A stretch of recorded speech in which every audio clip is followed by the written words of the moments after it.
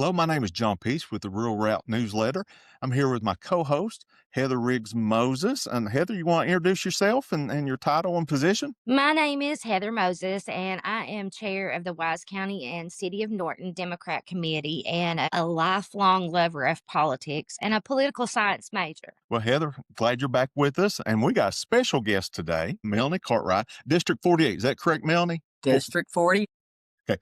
Former candidate and also a current candidate because you're going to run again, aren't you? Well, I have renewed my statement of organization with the Virginia Department of Elections, and I've also updated my Act Blue account so I can start reeling that big money in.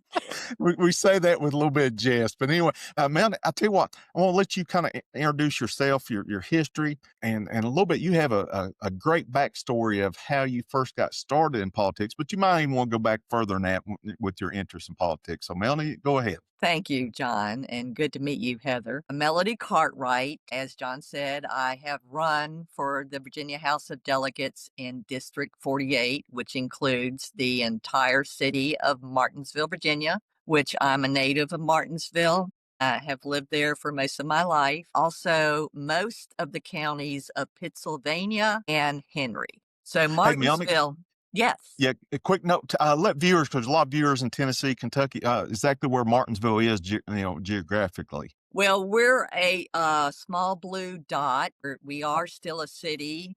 We might not be a city forever. It's continual talk about that, but we're Mhm. still a little city. We've got like 12,000 people, and we're located in the middle of Henry County, which Henry County is very close to the North Carolina border. So we're Southside Virginia, and also adjacent to Henry County is Pennsylvania County, which is very close, is included in Danville, Virginia, which Danville is no longer in our district. Had it been in our district like it used to be, I could have won or gotten a lot closer. But gerrymandering is a very in word right now, and that's the whole situation why we are deep red now. Absolutely. Well, Melanie, what was your first foray into politics and stuff? Your Well, background. I've always been a little bit of a fighter and an instigator.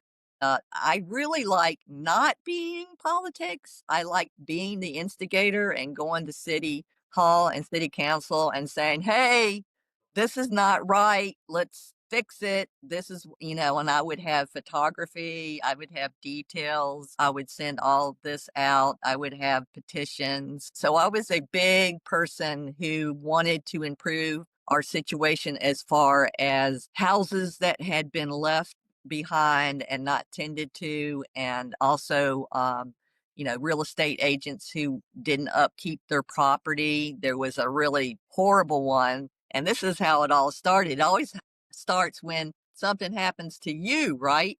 So I lived across the street from a horrendous property that the guy didn't ever do anything to it. And I actually would go in because I would make friends with these people that were unfortunate enough to have to live there. And it's like the ceiling was black mold, the floors were caved in.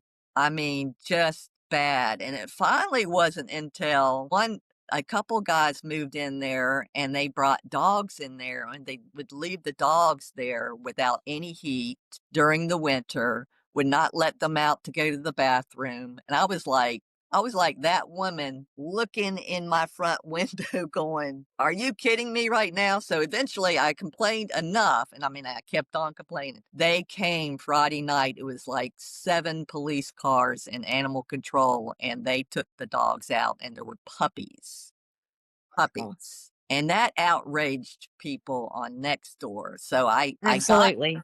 I got a little bit of notoriety, not that I wanted it, because I just wanted the dogs to be taken care of, and the people that lived there, I wanted them to be taken care of. So that's what started, and then I started doing things like, when women lost their rights to contraception and whatnot, we would protest that. And there was a photo of that. And now this comes into who? Dr. Fergie Reed a second. So he was trying to get somebody to run against, the lone candidate who's a Republican in the area. He calls me December 5th or a little earlier than that. Can't remember the date. He said, "Hey, have you ever thought of running for the House of Delegates?" And I was going, "Are you kidding me?" And then I just listened to him because I thought he was nuts. I just couldn't even imagine because I had no actual political experience, but I had political experience, but no elected. So he was very calm. I really liked his voice. He sort of lull you in. And he said, "You won't have to do anything." Well, that was not correct because I don't know.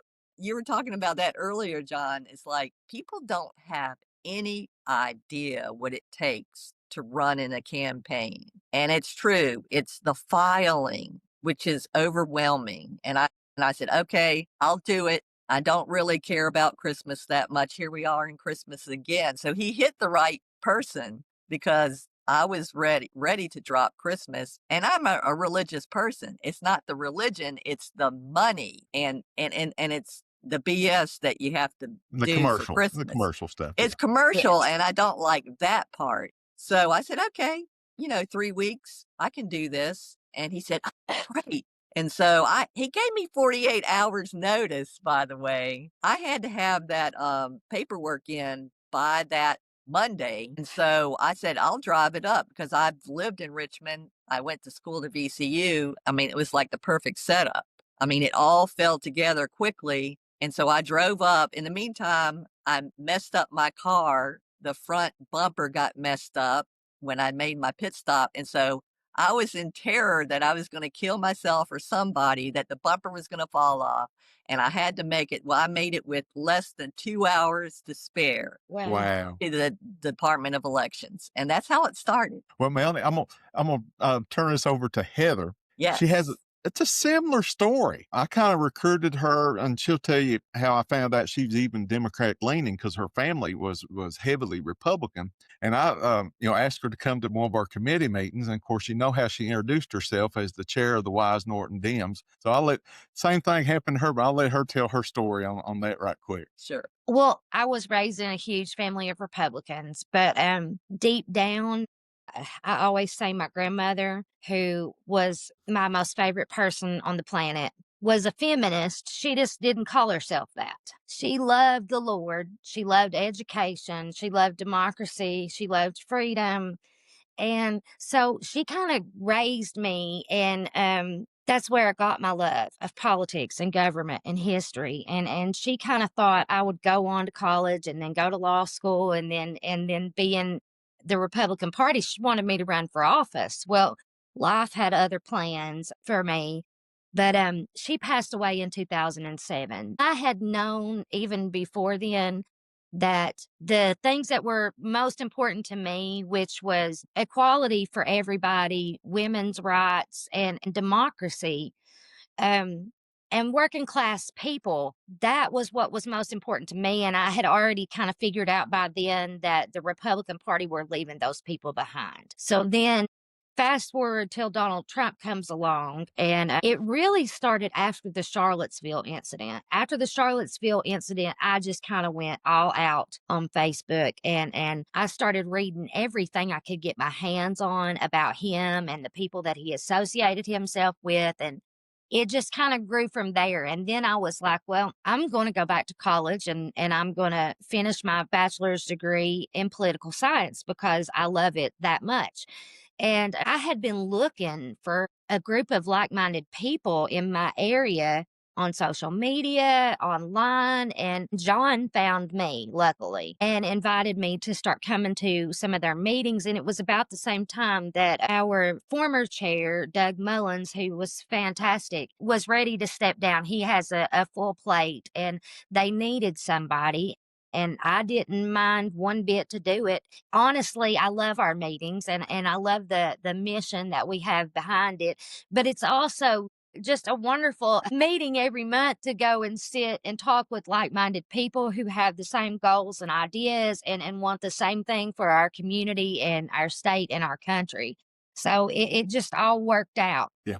Well, Heather, we're glad to have you. And we gave you a little bit more than 2 hours notice to run for chair, 2 hours to run for delegate. Hey, let's get back. And that's such an interesting story because now your first race was not well, it was special. It was a special race, correct? Or Special election because special the election? Yes. previous man had gotten a judgeship, and I think he was aware of this for probably a year before. So the guy I ran against was well prepared and had nice photography, his family, it was laid out, and I was shooting selfies to send to newspapers, and it was awful, awful. But anyway, it was fun. It was fun. And now, what in that first race convinced you to run this past time? And a little bit, what did you expect when you got into it? What happened that you didn't expect and stuff? Well, what I didn't expect was all the work, like I said before, but and then you have over a year to prepare, and that was a lot more work. And the worst part of it was the treasurer. I was the treasurer. I was the manager. I was, the fundraiser. I had every single, generally people have a team. It was Mel, Yeah. Mel, Mel, and Mel. And so that part was hard. And if I do actually run again, which I'm committed to do as of now, if I don't find a treasurer, game off. I can understand that. Seriously, because Oh, I Fergie never Reed. envy the treasurer. Well, Fergie Reed actually stepped up and got us all over $5,000, which was great.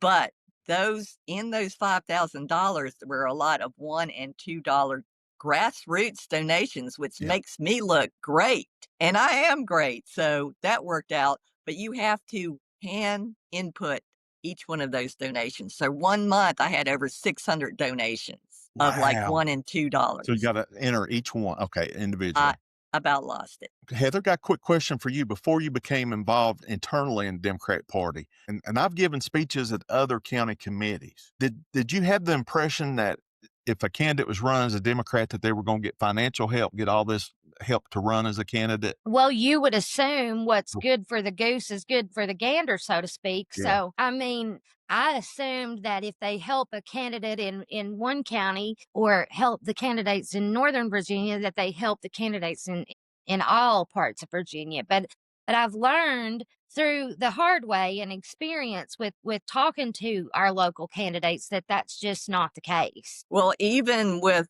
my opponent, he really didn't raise that much money. He self-funded.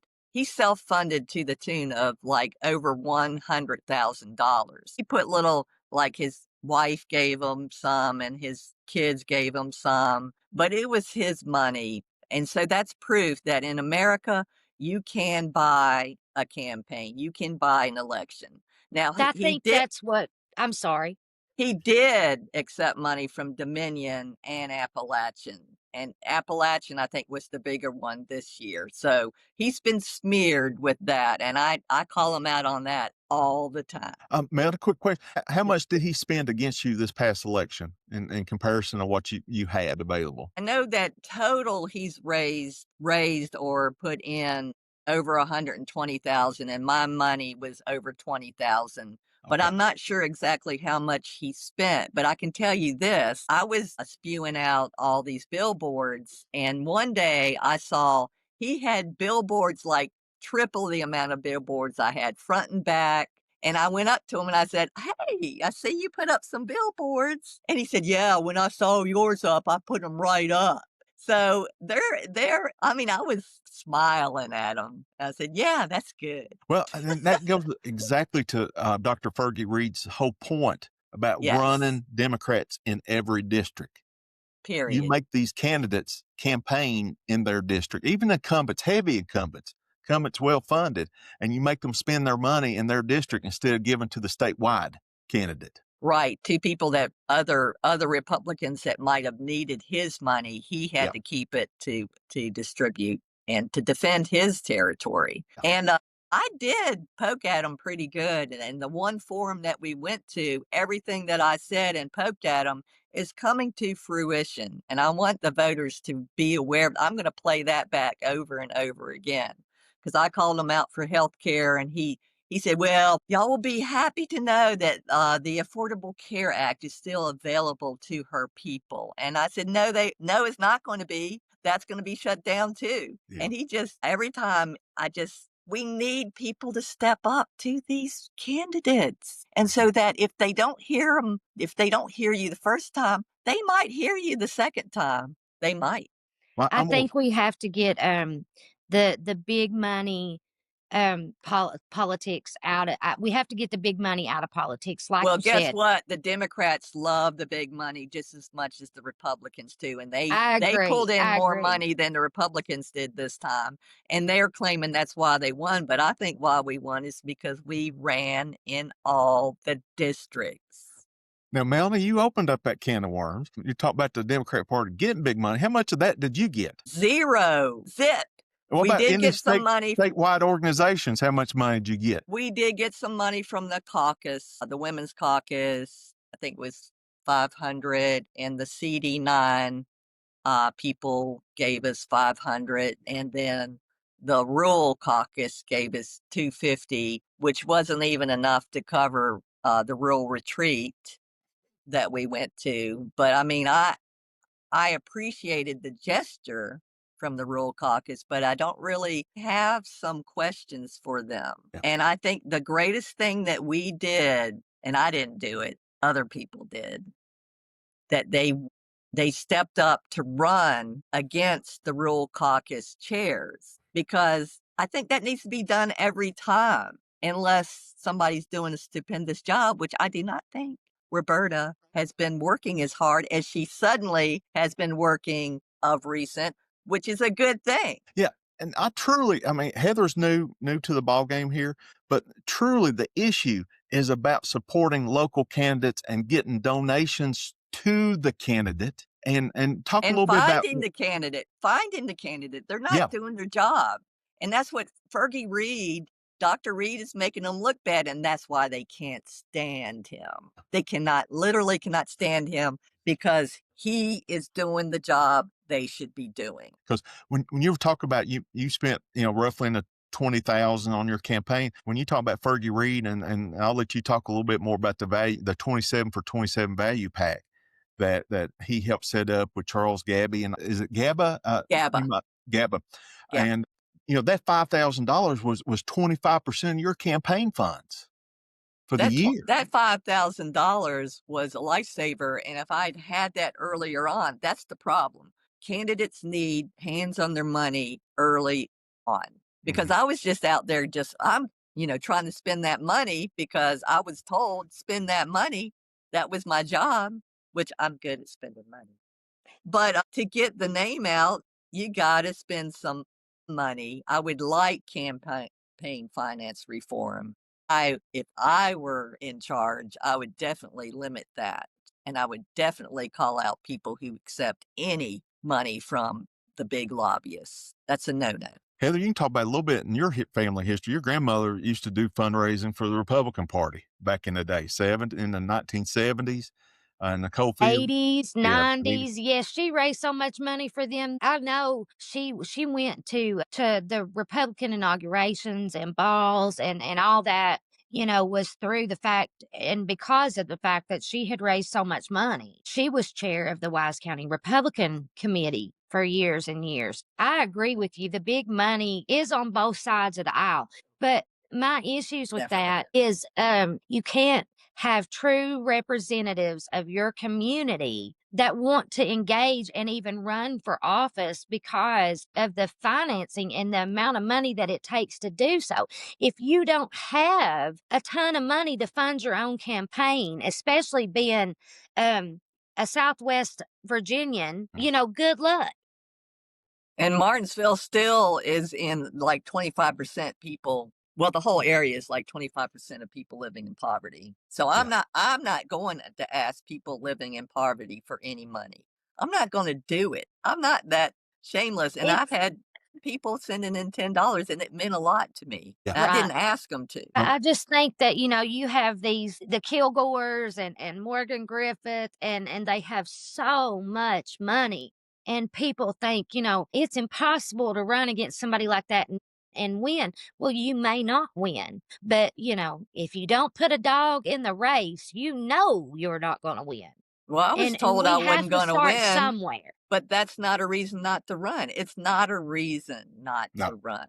And if you I don't agree, I run, agree. and I did increase the points by like 5%, I increased a good 5% from the last time. And each time you run, I think you're going to increase it. So, each time we need someone to run, period. I agree. Now, brag a little bit on yourself, but you pulled Martinsville. Yeah, but I've been told not to brag about that because, they really push back on that. Then they say, well, did you win the delegate race? And I said, no. But the point is, I didn't expect to win by that much. I did think I would win, not to be full of myself, but I almost won. After 3 weeks running in the special election, I almost won. So you would think maybe I would do a little bit better, which I thought maybe I would win by 5%, but I won by 60% against an incumbent delegate who thought he had it in the bag. That's the point that I want to make. And if I want to run for city council, which would be a really brave thing to do right now because there's a lot of mess going on in there. I believe, based on the stats, that I could win that. And that's how you get started. It's lighting the fire. And then I would get real elected experience, and I could also run for city council and the House of Delegates because the House of Delegates is not for 2 years. Absolutely. It's a plan. Well, I tell you what, you ran first time we met. Doug Mullins and I were doing that candidate training, and let me tell you, you didn't need a whole lot of training. You already knew how to sell yourself. You already knew the positive word message and stuff. But No, I liked what you guys had to say, and I definitely learned from it, and I'm very thankful for that. well, we appreciate that. I had 35 years of just sales experience. And when Yeah. you've been in professional sales, and like we told you right off the bat, we don't want to change nobody's message.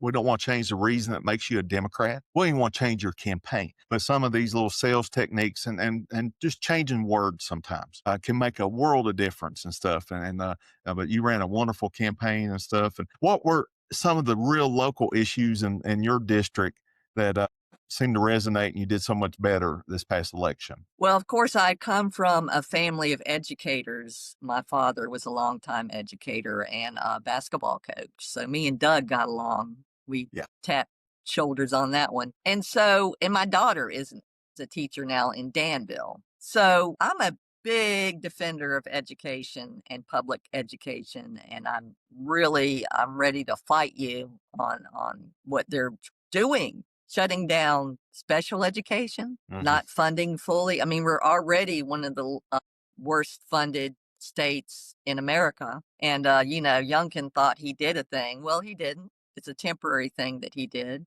and it wasn't enough. So, education, but truly, my greatest concern is healthcare in rural America in general, but rural Amen. Virginia, since that's where we live. I have a brother right now. He's in hospice. He's in a nursing home. I got a message 2 days ago from what's the name of the people? United Healthcare, Oh, saying that they would no longer cover his room and board. And this is what I'm waiting for.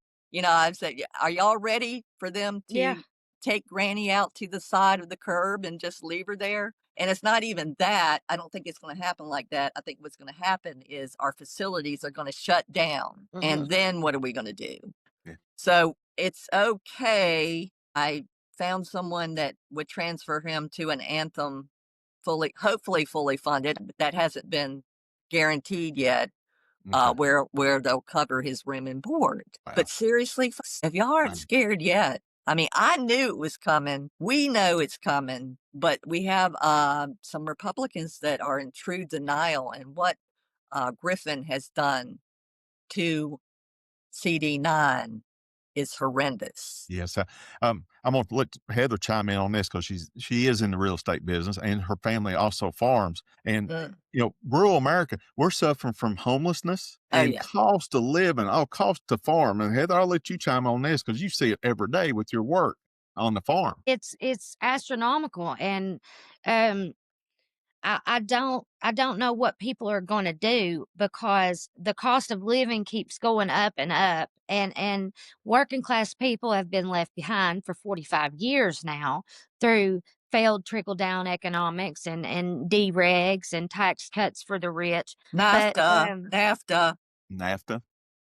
they Martinsville. they I think there's a lot of denial among Republicans who maybe aren't on Medicaid or don't get their health care through the ACA, that this is irrelevant to them and this isn't going to affect them, this isn't going to bother them. I've got news for them. They may not be on the ACA, but when you get sick, when you have a heart attack, somebody in your family is needs to get to a level 1 trauma center right then. If they're closed, it doesn't matter how much money you have in the bank or where Oh, your insurance comes from. If you can't get to the facility to save your life, it's not going to matter. So That's you it. have that aspect of it. And then you have how many people living in Southwest Virginia are employed just by ballot, for example. All these communities are going to lose tax revenue. Thousands of people are going to be out of jobs. Like you said, our nursing homes, our long term care facilities, those are going to be some of the first places to shut their doors. And if those people had family members that could afford to take care of them, they wouldn't be there in the first I place. know. Or be able to lift someone. I mean, it's So a it's, lot of aspects. Yeah. But the I, person at this nursing home, I said, "What is going on with America?" And she looked at me. It was kind of rhetoric, but she looked at me and she said, "We're in survival mode now. Well, Melanie, that's a heartbreaking story. You've talked about being religious. I mean, thoughts and prayers, but at the end of the day, we need funding. I mean, thoughts and We need prayers, and health care. yeah, we We need need health health care. care for all, period." And Yeah. well, the people that call us communists and socialists is really ridiculous because it's going to hurt everybody. Yeah. that right there is what really, really runs all over me. Well, at the, Yeah. at the end, Because end of the day, yeah, we're the only country in the entire world, the only developed country in the entire Industrialized. world that does not have health care for all. I know. And those that want to call that socialism are wrong. It would cost less money overall. It's much, much cheaper for the taxpayers, and it's much better healthcare. Efficient. And the only people that don't want it here is big pharma and the healthcare industry themselves, because it caps how much money they can make. Yeah. And the people that want to call that socialism, well, I have a friend that's in our committee that oftentimes says, the only difference, there's different types of socialism. Obviously, Marxist socialism is different than democratic socialism. But the only difference between democracy and democratic socialist countries like Finland and Norway and Denmark is in those democrat socialist countries, the rich pay their fair share of taxes. Everyone gets health care and everybody gets the same equal opportunity education. So, it's just more greed to me. It's the lobbyists and the greed that keeps us all from having health care, which should be a right. Yeah. Um, we had Bruce Maples on as a guest. He said it best. He said they want to paint this picture about left versus right, but the real battle is about top versus bottom. And Hmm. that's the real fight. Melanie, I told you I'd keep you about 30 minutes. Anything you want to tell the viewers before we sign off? Let's see if we missed something good. I should have been looking.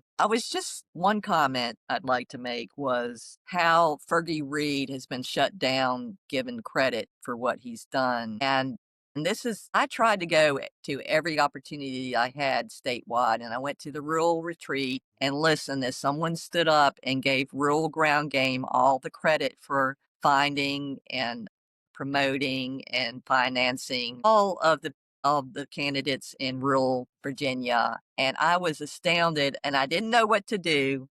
So I remained quiet and was asked to leave because I didn't pay for that day. But anyway, that was true. And then I went to a opportunity called Win Virginia in Northern Virginia, and they were really nice people until I heard several people say, once again, giving all credit to Rural Ground Game, never mentioning Fergie Reed, Dr. Reed, saying that they had found all the candidates. And I was sitting in the audience surrounded by candidates that were found by Dr. Reed, and I could barely breathe. So I had to look at this and hear this twice. And so I'm not going to shut up anymore. I'm going to call these people out for taking credit where they had no credit. Maybe one or two people they actually found and they actually supported, but it wasn't me, I can tell you for sure. So we want to clarify and make that clear, and it won't be the last time I will say it. Yeah. So And let thank you me for the add, opportunity.